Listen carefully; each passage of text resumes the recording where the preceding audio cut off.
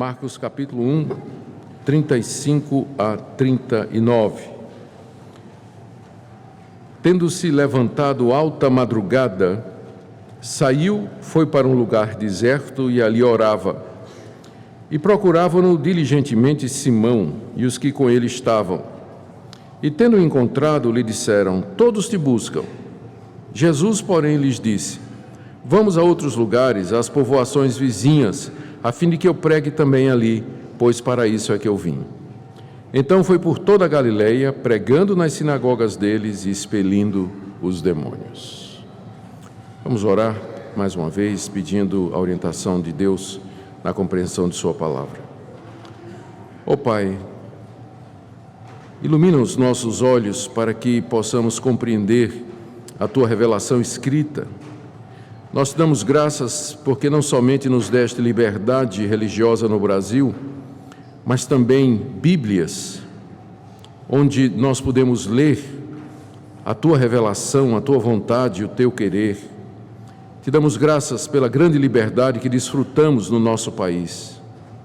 E queremos pedir, Senhor, que agora o Senhor nos conduza pelo Espírito Santo na compreensão dessa passagem e na sua aplicação para a nossa vida. Nós oramos por cada pessoa que veio aqui nessa manhã, que veio em busca do Senhor, que veio para aprender, para Te conhecer mais, para experimentar mais uma vez a alegria de estar na Tua presença, de cantar, de Te louvar. Derrama Teu Espírito sobre nós abundantemente nessa manhã. E que esse seja um culto para o louvor da Tua glória, que cada um de nós saia feliz, renovado, alegre, cônscios de termos estado na Tua presença. É o que nós Te pedimos, em nome de Jesus. Amém.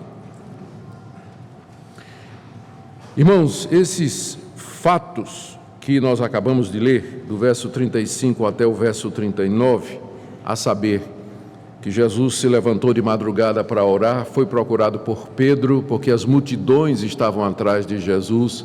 Jesus se nega a atender aquelas multidões e convida os discípulos para saírem numa cruzada itinerante por toda a Galileia. Esses fatos marcam o início do ministério itinerante de Jesus na região da Galileia. A Galileia era aquela região que fica ao norte. Se você olhar o mapa de Israel, é aquela região que fica no limite extremo ao norte de Israel, já beirando lugares como a Síria, por exemplo, o lugar dos gentios. Então era uma região considerada misturada, porque a proximidade com a fronteira e com os gentios permitia muita influência gentílica sobre os judeus. Os galileus eram olhados meio que com desprezo pelo restante dos judeus, especialmente aqueles que moravam na Judeia e em Jerusalém, que eram a nata da nação judaica. Os galileus, eles eram meio que misturados, os costumes eram influenciados pelos gentios, estavam longe daquele grande centro cultural que era Jerusalém, eram considerados meio que ignorantes e tudo, mas foi exatamente ali que Jesus resolveu começar o seu ministério. Ele podia ter começado em Jerusalém, a capital, mas ele veio buscar o que se havia perdido. Ele veio buscar os que eram considerados excluídos e os que não tinham valor nenhum. Ele veio exatamente para aquele povo pobre, desprovido, desprezado e excluído da região da Galileia. Foi lá que ele fez a sua base, na cidade de Cafarnaum, e de lá ele vai percorrer toda aquela região e outras, durante boa parte dos seus 3 anos em que ele esteve ministrando aqui entre nós. É somente no final do último ano que Jesus se encaminha para Jerusalém, onde ele passa algum tempo ministrando ali, até que é traído e morto na cruz do Calvário. Esses fatos, então, que nós lemos aqui, eles marcam o início daquele ministério itinerante de Jesus. Ele já tinha feito algumas obras naquela região que mostravam sua autoridade como o poderoso Filho de Deus. Nós vimos isso nas mensagens anteriores. Nós vimos como ele venceu o diabo no deserto, como ele soberanamente chamou 4 pescadores para ser seus discípulos, como ele entrou na sinagoga e pregava com autoridade inigualada e incomparável, como pela sua palavra somente ele expelia demônios, e como ele curava toda sorte de doença no meio do povo, ali na cidade de Cafarnaum. Agora havia chegado a hora dele se manifestar mais abertamente ao mundo. Ele não podia ficar somente em Cafarnaum, ele tinha que pregar em todo lugar. Ele tinha que iniciar esse ministério de pregação por toda aquela região. O alvo de Marcos, então, quando ele registra esses eventos que nós lemos aqui, é dar um resumo do que seria o ministério de Jesus dali para frente, mostrar qual seria o foco do ministério de Jesus, o que é que ele ia fazer nessas vilas e povoados aonde ele iria, e relacionar tudo isso com oração, que é a fonte do poder de Jesus para aquele ministério que ele agora começa. A passagem tem 3 partes que nós queremos ver nesta manhã. A primeira delas, Marcos registra Jesus saindo cedo para orar, para se preparar para o ministério que está diante dele. Na segunda parte, que vai do verso 36 até o verso 37, nós vemos, Marcos mostra que Jesus estava bem focado na sua missão. Algumas tentações apareceram ali para que ele se desviasse daquilo que era o alvo, da razão de ter vindo ao mundo, mas ele persevera nisso. E a última parte é uma descrição, um resumo muito breve do ministério itinerante de Jesus na região da Galileia, que está no verso 39.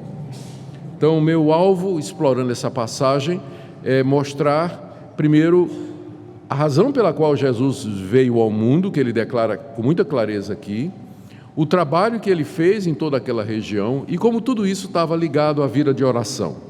E depois nós vamos tentar juntar tudo em aplicação prática para nós. Então, meu propósito e minha expectativa é que Deus use essa mensagem nessa manhã para nos despertar para amar e adorar o Senhor Jesus ainda mais, compreendê-lo mais, e também para nos despertarmos a uma vida de oração. Vamos começar então com o relato de Marcos, de Jesus orando cedinho, que está no verso 35. Tendo se levantado alta madrugada, saiu, foi para um lugar deserto e ali orava. Apenas um detalhe, isso aconteceu no domingo, porque o que está registrado antes tinha acontecido no sábado. Jesus tinha entrado na sinagoga durante a reunião dos judeus, que geralmente sempre acontecia nos sábados, havia pregado e expelido um demônio. Depois ele foi para a casa de Pedro, ainda no sábado, e ali curou a sogra de Pedro, e no final do sábado, quando o sábado tinha terminado, a multidão se junta à porta, trazendo doentes endemoniados, e Jesus vai noite adentro, curando os doentes e expelindo os demônios. E no dia seguinte, bem cedo, então, ele sai para orar, ou seja, no primeiro dia da semana, ele começa aquela semana em oração na presença de Deus. O texto diz que ele se levantou alta madrugada. No grego, literalmente, está dizendo que ainda estava escuro quando ele se levantou e saiu. Ele estava na casa de Pedro, onde ele encontrava hospedagem, e foi procurar um lugar deserto. Não tinha lugares desertos ao redor de Cafarnaum, tipo assim, deserto. Mas ele achou um local isolado, provavelmente fora da cidade.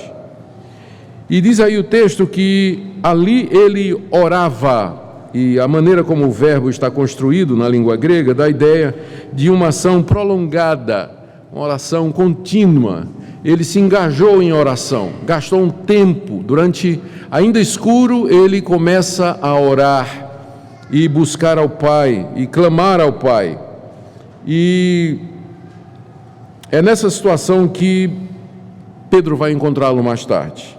Marcos registra somente 3 ocasiões em que Jesus se retirou para orar demoradamente no local deserto.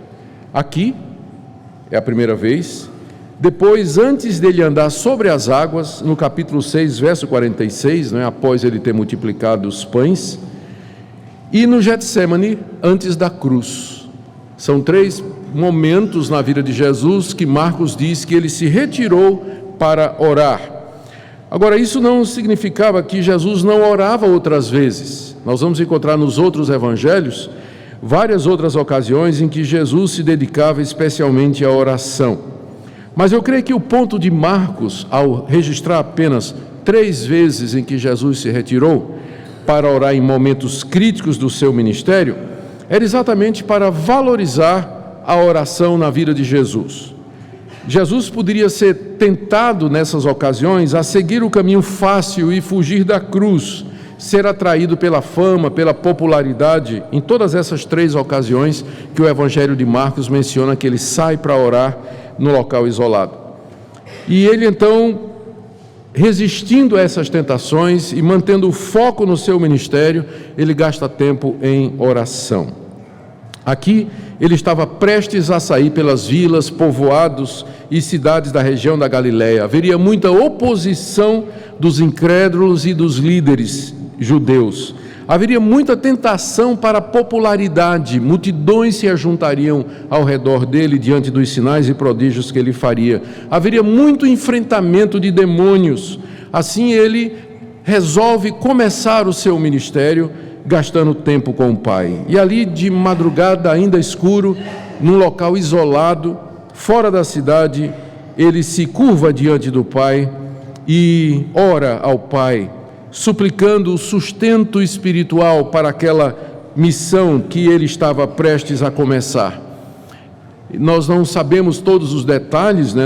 Não sabemos exatamente o que ele orou, mas com certeza ele deve ter agradecido as bênçãos que o Pai já tinha lhe dado no dia anterior, com a libertação de tantos endemoniados, a cura de tantos doentes, o sermão pregado na sinagoga de Cafarnaum, a libertação da sogra de Pedro e quantas outras bênçãos não tinha o Senhor Jesus para agradecer ao Pai. Ali ele pede que o Pai esteja com ele, que o Pai o fortaleça, que o use, que o mantenha firme. Ele pede para se submeter à vontade do Pai e fazer aquilo que o Pai deseja que ele fizesse. Ali nós vemos o Senhor Jesus na sua plena humanidade diante de Deus Pai, em plena dependência e suplicando para ele. É assim que ele começa o seu ministério na região da Galileia. Segunda parte do texto mostra que Jesus estava absolutamente consciente de qual era esse ministério. Logo cedo, a multidão tinha voltado a se reunir. A multidão tinha se reunido no dia anterior, final da tarde, doentes, endemoniados, gente necessitada de todo tipo. Então Jesus curou todos, no dia seguinte de manhã apareceu mais. E eles tinham visto os milagres que Jesus tinha feito na tarde anterior, e como ele havia expulsado os demônios, e agora a notícia correu, né? Então outra multidão está ali já de madrugada, cedo, à porta de Pedro, querendo que Jesus saia e faça as mesmas coisas que ele tinha feito no dia anterior. E Pedro se levanta, né? Talvez gente batendo na porta, né? De madrugada, vai, e quando ele abre a porta, aquela multidão de gente, todo mundo querendo Jesus, né? E Pedro, não, peraí que eu vou chamá-lo. E vai no quarto de Jesus, ele não está aqui, né? Cadê? Não tá, o homem não está aqui, a multidão está lá fora, está chamando, está cheio de doente, endemoniado lá, e Jesus não está aqui. Onde está Jesus? Ele pega, né? Cata ali André, Tiago e João e diz, vamos procurar Jesus. E eles saem procurando Jesus. A gente não sabe quanto tempo isso levou. O verbo que está usado aqui no grego, no verso 36, dizendo que procurava-no diligentemente Simão e os que com ele estavam, é um verbo que significa perseguir. Eles não estavam procurando, eles estavam perseguindo, né? Onde é que está ele? Nós temos que achá-lo, né?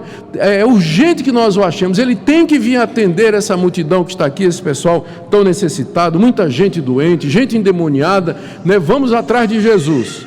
E aí eles iniciam uma caçada atrás de Jesus para ver onde Jesus se encontrava. E finalmente eles encontram Jesus, diz aí no início do verso 37, tendo-o encontrado.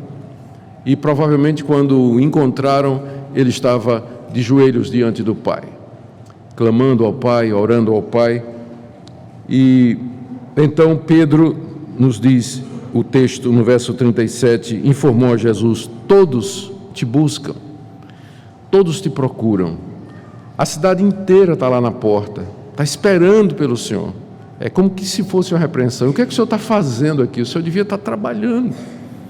O senhor devia estar ajudando essas pessoas. Tem pessoas doentes, tem cegos, tem paralíticos, tem gente endemoniada lá, a gente quase não consegue segurar. E o senhor está aqui, né, quando o senhor deveria estar lá. Todos te buscam. Vamos lá atender esse pessoal. A resposta de Jesus é um pouco diferente daquilo que Pedro e os demais gostariam de ouvir. Aliás, nem sempre Deus responde do jeito que a gente quer. Aqui Jesus, em vez de atender ao pedido que parecia razoável, ele tinha o poder para isso. Ele tinha o poder para isso. O dia estava começando. Ele já tinha feito isso na tarde anterior, na tarde do dia anterior. Mas a resposta de Jesus veio de uma maneira completamente diferente, porque Jesus estava bastante consciente de qual era a missão dele. Diz o verso 38 que Jesus, porém, o porém aí introduz essa resposta inesperada. Jesus disse: vamos a outros lugares, às povoações vizinhas, a fim de que eu pregue ali, também ali, pois para isso é que eu vim. A resposta de Jesus foi convocar Pedro e os que estavam com ele para que saíssem dali. Em vez de atender a multidão, vamos sair daqui e vamos começar uma jornada para as povoações vizinhas. A gente tem que lembrar como era a constituição da população da Galileia naquela época.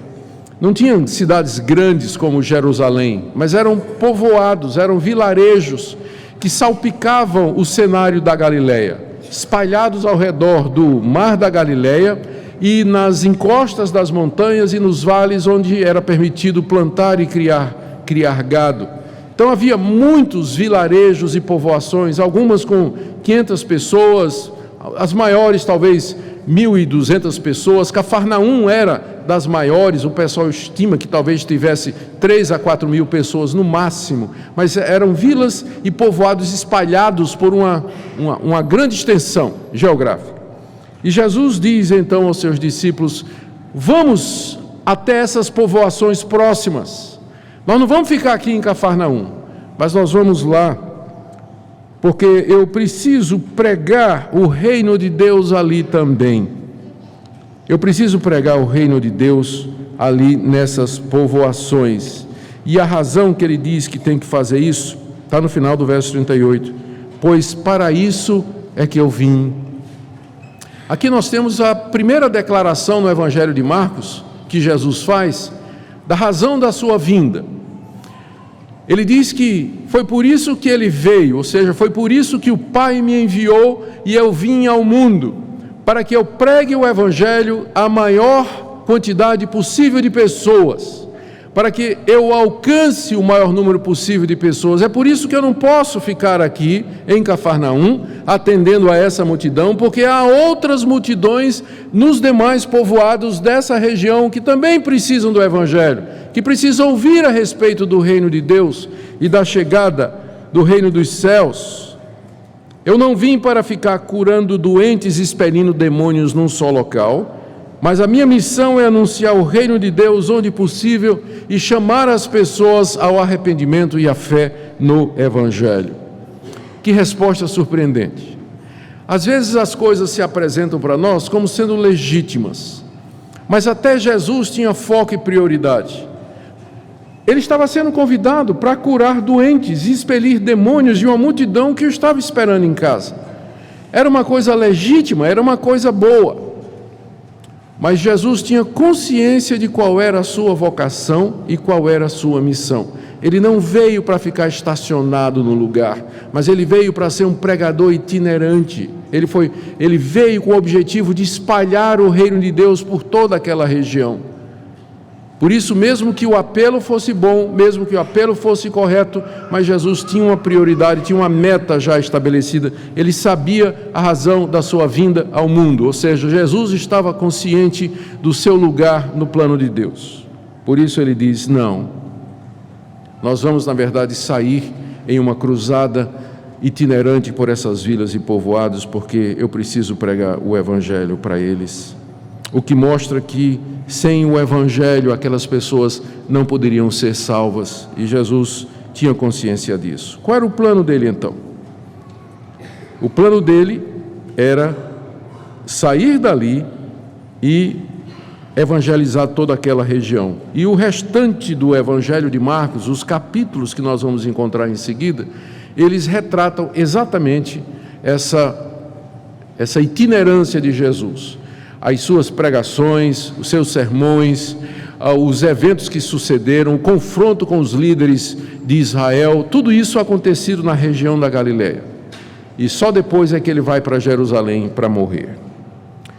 Terceira parte da passagem, a primeira foi, Jesus foi orar, se preparando para o ministério itinerante que haveria de começar. A segunda parte é o relato da consciência que ele tem do chamado de Deus, o que é que ele veio fazer, e que é exatamente anunciar o Evangelho em todo lugar. E terceiro, nós lemos de como ele se dedicou integralmente à vontade do Pai, verso 39. Então, foi por toda a Galileia, ele não somente disse, mas fez. Foi por toda a Galileia, pregando nas sinagogas deles e expelindo os demônios. Ele foi por toda aquela região. E qual era o método dele? Diz o texto, ele pregava nas sinagogas deles. Quando Marcos escreveu isso, Marcos era cristão. Marcos era um judeu que havia se tornado um cristão, e como cristão ele não mais frequentava as sinagogas dos judeus, mas se reunia nas igrejas com os irmãos. Por isso que ao escrever isso, ele diz que Jesus pregava na sinagoga deles, né? Dos judeus, que ele não era mais, né? Era judeu, mas não mais frequentava a sinagoga, por isso ele fala na sinagoga deles. Então, e nós já vimos como Jesus fazia isso. Ele era um mestre, ele tinha seguidores, ele já era conhecido, já era respeitado, as notícias do seu ensinamento e da sua pregação já haviam corrido por toda aquela região. Então, quando Jesus chegava numa daquelas povoações, e todas elas tinham uma sinagoga, bastavam 10 homens judeus para formar uma sinagoga. Então, em todo lugar tinha uma sinagoga. Jesus então chegava no sábado, se apresentava, o pessoal, o senhor é aquele mestre lá de Cafarnaum, não é verdade? O senhor é aquele rabino que prega lá? Sim. Então, o senhor tem a palavra. Então, Jesus, geralmente o que acontecia é que tinha um encarregado de um rolo da lei. Esse rolo da lei, né, na verdade eram 2 que eram enrolados assim, eles eram guardados no armário, dentro do salão principal da sinagoga. O assistente ia lá, abria o armário e abria o rolo, e era lido na passagem do dia. Eles seguiam uma espécie de calendário para ler as escrituras, como se fossem em sequência, não é? E daí isso deu origem mais tarde aos lecionários nas igrejas cristãs, mas isso é outra história. Então eles abriam, e na passagem do dia o mestre era convidado, o assistente lia a passagem do dia, e aí o rabino se sentava, e aí ele explicava aquela passagem.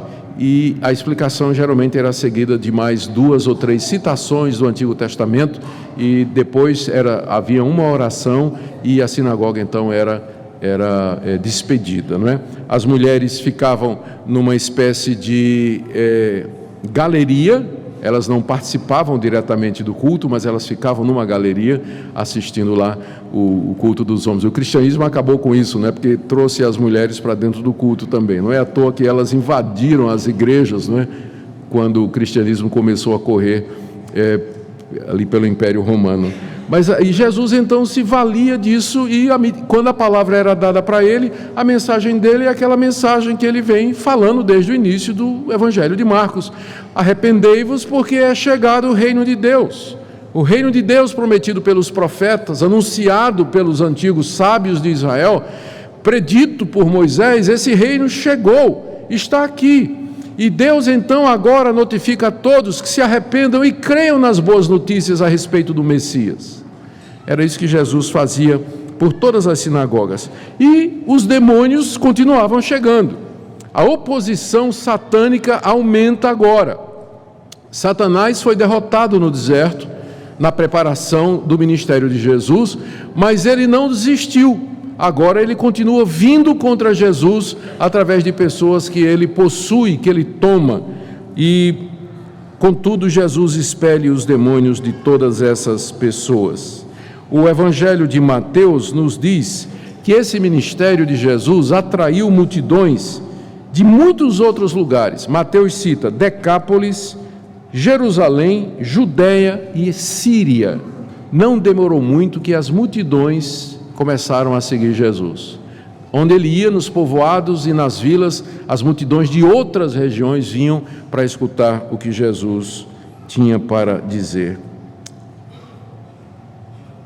O que nós podemos aprender, meus irmãos, dessa passagem tão gráfica, não é? É uma descrição vívida do que Jesus, como Jesus começa a fazer o seu ministério.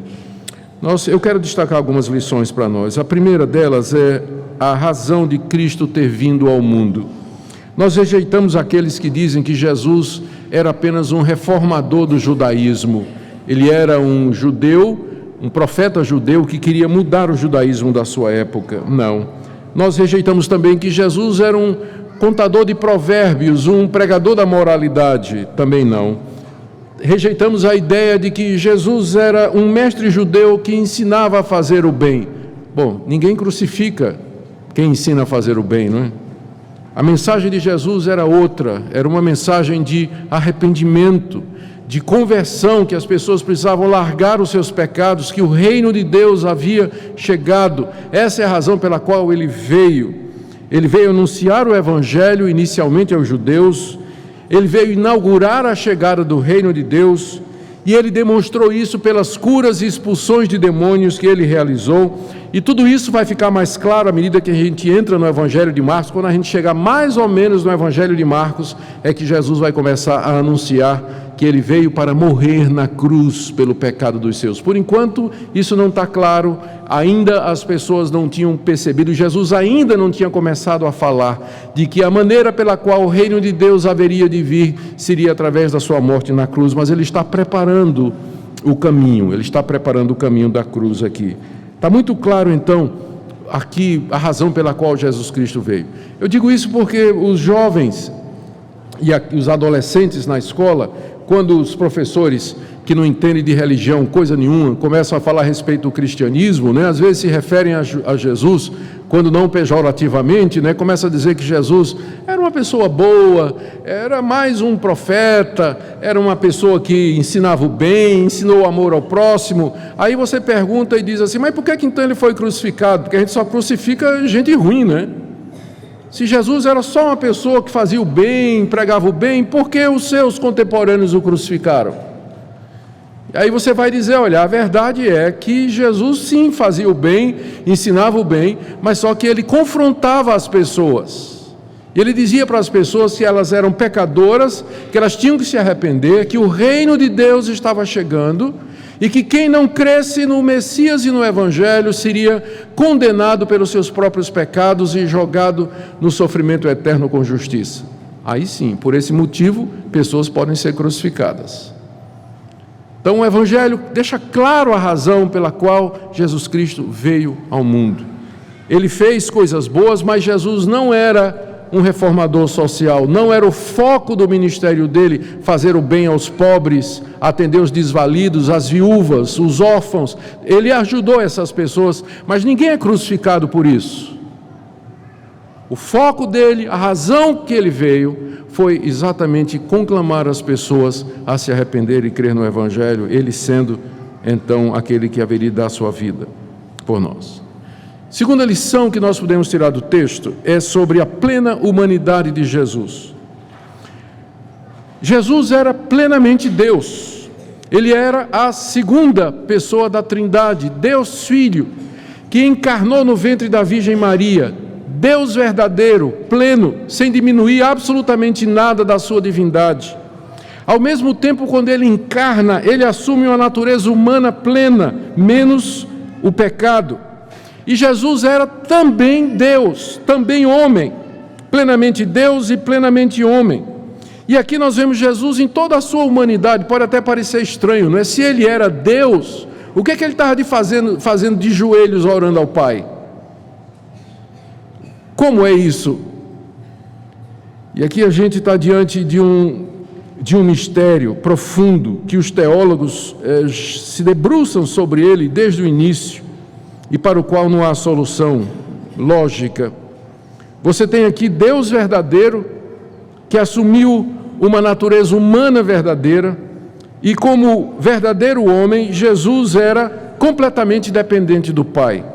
E por isso que ele orava, porque ele dependia do Pai como homem que era. Ele precisava do poder e do sustento de Deus para fazer a obra para a qual ele foi mandado. Como homem, ele era totalmente obediente ao Pai. Foi por isso que eu vim, o Pai me mandou. Estou submisso ao Pai. Por isso que ele orava constantemente. Mas ao mesmo tempo ele era Deus. Deus verdadeiro, Deus pleno, um com o Pai e com o Espírito. E aqui nós estamos diante do mistério não somente das duas naturezas de Cristo, mas também da própria Trindade. Só existe um Deus, há um Deus somente. Não há um Deus de três cabeças, não há um Deus que se manifesta de três formas, ou não há um Deus que tem três modos, que é o famoso modalismo, mas existe apenas um Deus. No ser de Deus subsistem três pessoas, iguais em glória, honra, poder, majestade. Só que elas são distintas entre si. O Pai não é o Filho não é o Espírito não é o Pai. E as três pessoas se comunicam, se relacionam. Por isso você pode ver Deus Filho orando a Deus Pai.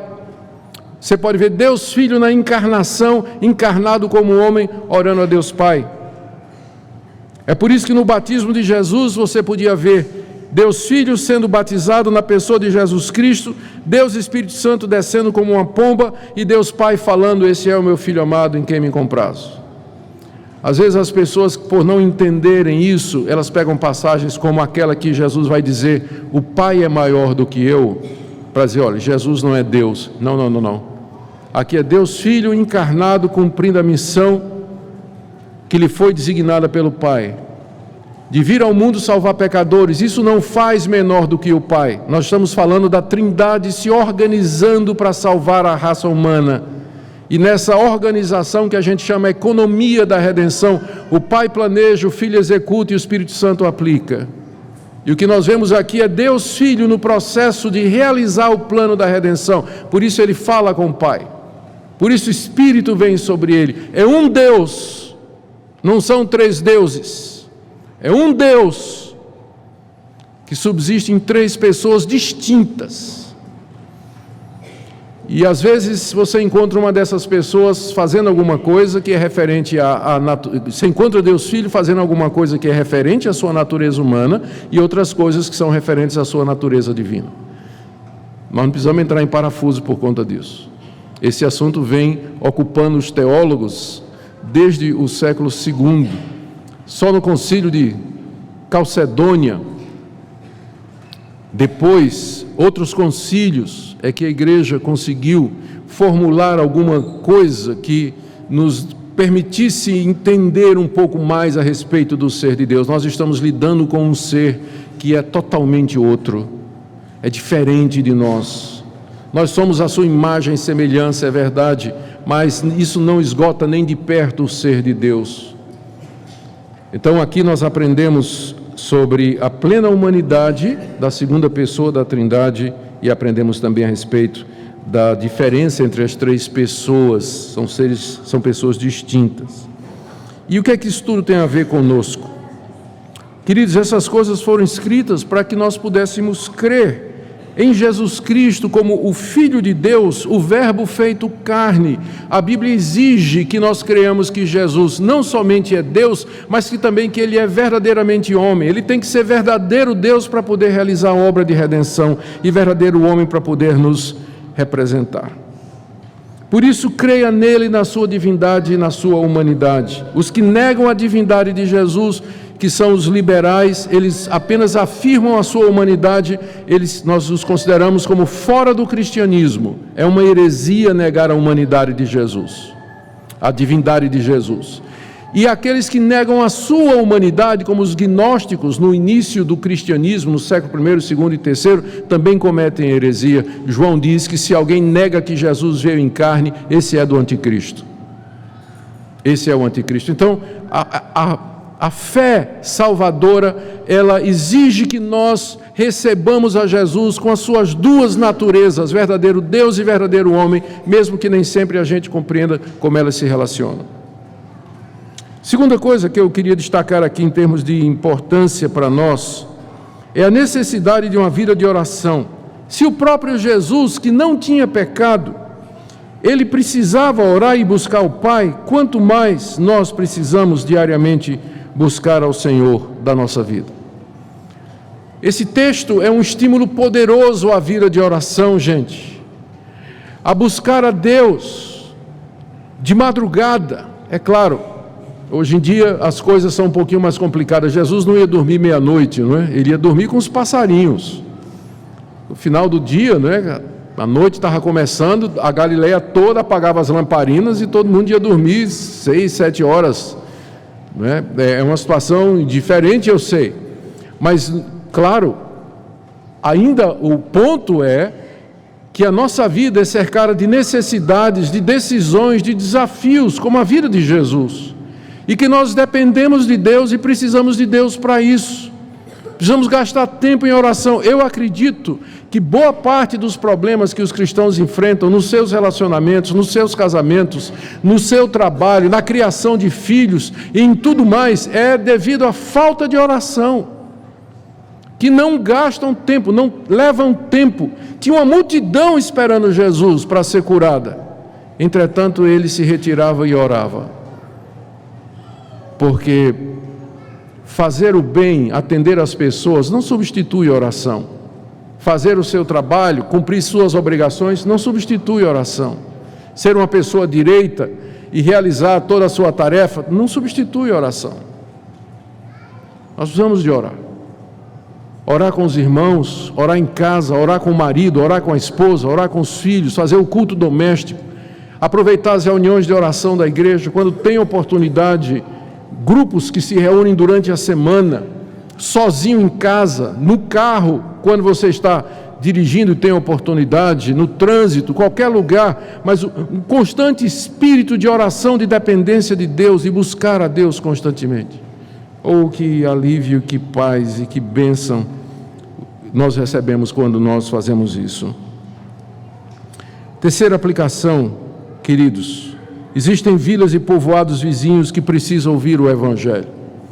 Nós precisamos, e aqui eu falo para a igreja, nós precisamos cuidar para não cair na tentação de fazer disso aqui uma grande Cafarnaum, o centro do nosso ministério, quando há vilas e povoados precisando ouvir o Evangelho.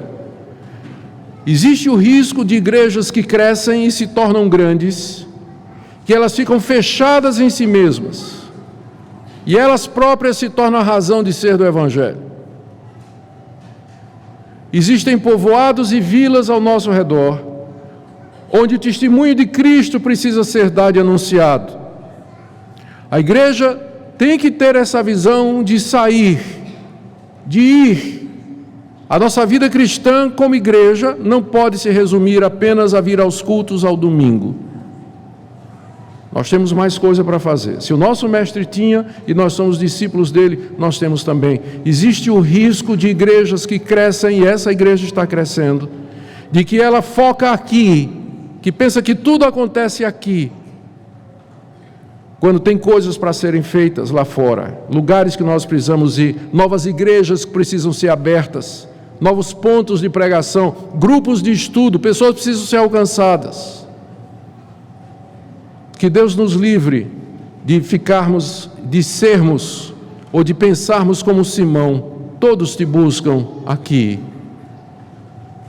Porque nós ouviremos de Jesus a resposta, mas eu preciso ir ali, porque foi para isso que eu vim. Que Deus nos dê esse espírito missionário, de visão, de expansão do reino de Deus, e que está ligado a essa vida de oração, não pode ser feito sem oração. esse trabalho itinerante, esse trabalho de abertura de novos campos e de expansão. Precisamos de gente, precisamos de recurso, é por isso que você tem que contribuir, por isso que você tem que dar com alegria, para que nós possamos fazer isso e cumprir a missão do Senhor Jesus, que continua em nós. Oremos. Ó Deus, nos ajuda a ser uma igreja que reflete a missão do Teu Filho, que Tu deste ao Teu Filho. Nos ajuda, Senhor, a levantar os olhos e ver as multidões, ver os campos que já branquejam para a ceifa. Dá-nos, ó Senhor, um espírito missionário, um espírito generoso, um espírito desejoso de se comprometer contigo. Senhor, há tantas pessoas aqui que podem se envolver mais com a Tua obra, que podem contribuir financeiramente e também com seus dons e talentos para o avanço do reino. Nós pedimos que o Senhor fale ao nosso coração, o coração dessa igreja, que tem sido uma bênção durante tantos anos aqui nesse local, em outros locais também. Ó Senhor, que nós não percamos a visão de multiplicarmos igrejas aonde nós pudermos. É o que nós te pedimos nesta manhã, em nome de Jesus. Amém.